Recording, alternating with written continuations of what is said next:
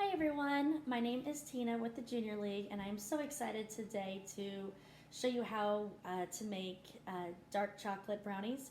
My kids love these.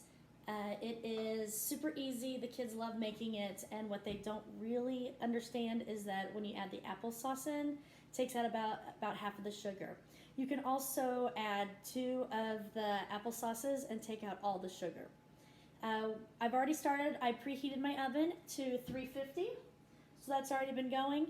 What I'll be doing is I'll kind of show you the layout, and then I will cut through, and then we will just kind of mix it all together. I do have it separated into 2 bowls. You will need 2 bowls, a larger one and a smaller one, some teaspoons, tablespoons, and cups. And then an 8x8 pan or whatever pan. I'm using a tin one because I honestly hate doing dishes, so I can just throw this away and be on my merry way with eating all this dark chocolate healthy brownies. In the first bowl, I lined mine up. I'll also show a picture of it if I can get it attached. Some of the things, I just used a cup of applesauce. You can also get a big jar and just scoop out a cup. I have my vanilla. This all goes in the first cup bowl, like I said. I got cocoa, I got some eggs, and I got my sugar. And once again, like I said, you can take out the sugar by doubling the applesauce. In my second bowl, what I lined up is baking soda, sea salt or salt. It calls for sea salt. I think this gives it a really better taste than just normal salt, but normal salt will work. And then your flour. I also on the back side have the pan and the chocolate chips lined up with that because the chocolate chips is one of the last things you're going to do. I am going to start with mixing the large bowl. Remember that is the sugar, the cocoa, the applesauce, the vanilla, and the eggs. I'm going to start with mixing the eggs in. That's 2 eggs. They do not need to be separated, just 2 full eggs. And I'm going to go ahead and whisk that a little bit just to get it already kind of mixed in.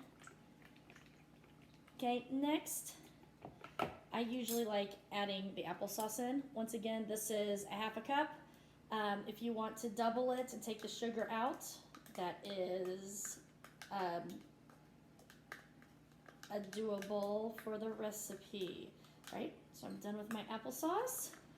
You're going to do 1/3 of a cup of the sugar. Like I said, once again, you can switch it out for applesauce. So that's 1/3 of a cup. Go ahead and mix that a little bit. And then you are going to do 1/4 of a cup of cocoa powder. So that gives it a nice chocolatey base. You are going to do 1 teaspoon of vanilla.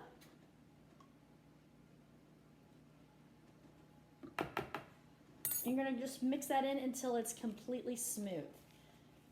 Let's see if I can get this. Is not exactly done, but just nice little brownie base. Get in that, make sure it all is mixed in well. Okay, after your egg mixture is all whisked in, put that to the side. You're going to get your second bowl, and this is going to be for your flour mix. You're going to take 3/4 of a cup of flour, new bowl. You're going to do 1/2 teaspoon of your baking powder. And then you're going to do 1/8 teaspoon of your sea salt or salt. Okay, I usually just take a fork. You just want to just lightly just mix it in a little bit all together. That's about all you need. At that point, you are going to take your egg mixture and your flour mixture, and you are going to slowly mix in your flour mixture into your egg mixture.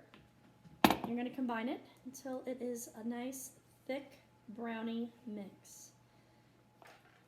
Okay, once you are satisfied with the way your mixture looks, don't over mix it, but it is nicely mixed in. It's nice and thick.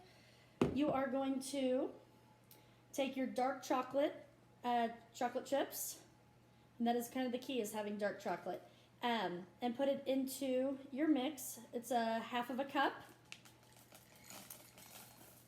half of a cup, and you just easily kind of just, not quite whisk it in, I just use the same one. And my family and I tend to like a lot of chocolate, so we put a little bit more in. Just a little bit more, it gets it nice and chocolatey. And you're just kind of just making sure that it is evenly distributed with this. So you can see all those nice chocolate chips in there. When you're done, like I said, I'm using a tin foil, a tin one, and you are just going to put it in there. If you are using a pan, make sure you grease your pan. You don't want these wonderful brownies sticking to the pan. So you just pour it all in.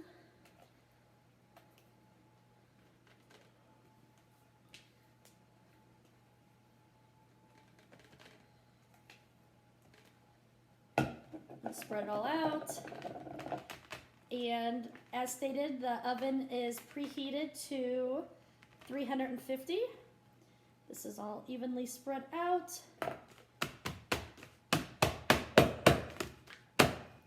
There you go. You're going to put it in the oven.